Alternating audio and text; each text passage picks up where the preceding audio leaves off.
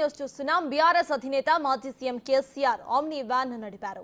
డాక్టర్ల సూచనతో ఆయన వాహనాన్ని నడిపారు. కొంతకాలం క్రితం బాత్రూంలో కాలు జారి పడ్డ కేసీఆర్ మెల్లిమెల్లిగా కోలుకుంటున్నారు.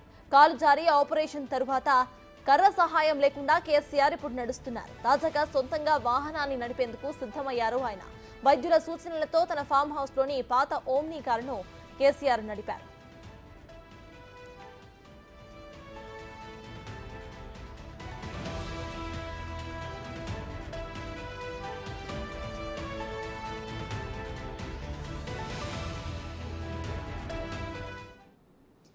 బీఆర్ఎస్ అధినేత మాజీ సీఎం కేసీఆర్ ఆమ్ని వ్యాన్ ను నడిపారు. ఇదే విషయంపై పూర్తి డీటెయిల్స్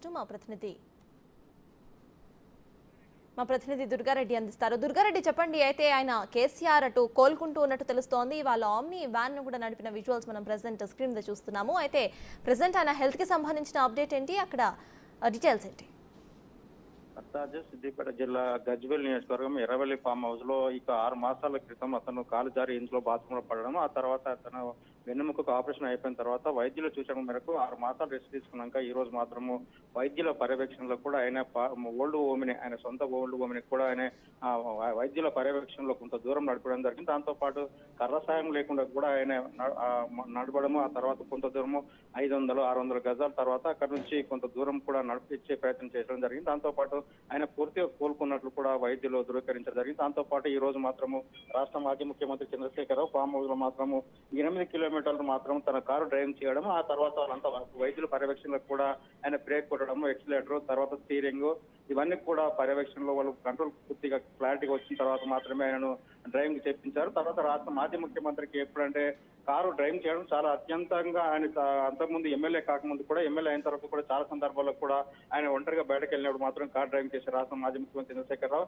ఈ రోజు కారు నడిపడం, వైద్యం తర్వాత మంచి బాగుందని చెప్పిన తర్వాత వాళ్ళంతా వైద్య పర్యవేక్షణలో నడిపిన తర్వాత కుటుంబ సభ్యులు కూడా హ్యాపీగా ఫీల్ అవడం మనకు కొంత అక్కడ నుండి ఫామ్ హౌస్ సమాచారం వచ్చింది.